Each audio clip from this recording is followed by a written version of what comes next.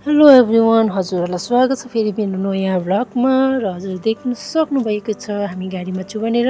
मेरो छोरी चाहिँ गाडीमा किताब पढिरहेछ। अनि आजको दिन चाहिँ हामी खेचीबुढी लेक जाँदैछु है। हजुरहरूले देख्न सक्नुहुन्छ, आउनु सक्नुहुन्छ र भिजिट गर्न सक्नुहुन्छ।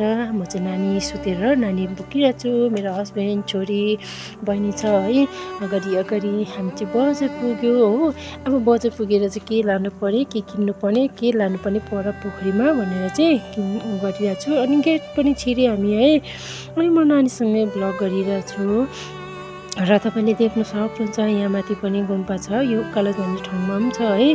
अनि तपाईँको यहाँबाट चाहिँ हामी है यता पोखरीपट्टि जाँदैछु है। अनि मेरो बहिनी चाहिँ तलबाट उफ्रिरहेको छु तमास हो।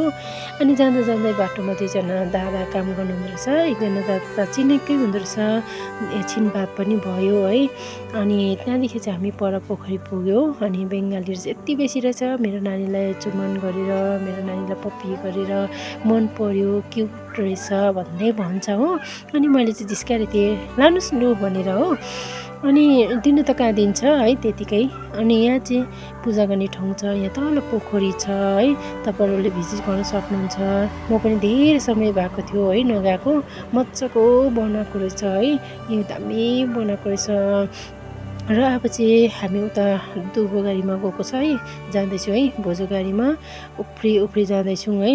अनि पछाडि चाहिँ बहिनीले नानी बोकिरहेको छ, अगाडि छोरी पनि छ हो। अब हामी चाहिँ भोजो गाडीमा पुग्यो। अनि यहाँ चाहिँ नानी भुइँमा खेलिरहेछ मजाले हो। जुगाको पनि डर छ है, अब त सिजन लाग्यो है जुगाको। अनि यहाँ चाहिँ वेदर रहेछ। अनि रुखमा चाहिँ नक्सा पनि बनाएर छ मान्छेकै। आजको भिडियो यति नै छ हजुरलाई। Thank you so much.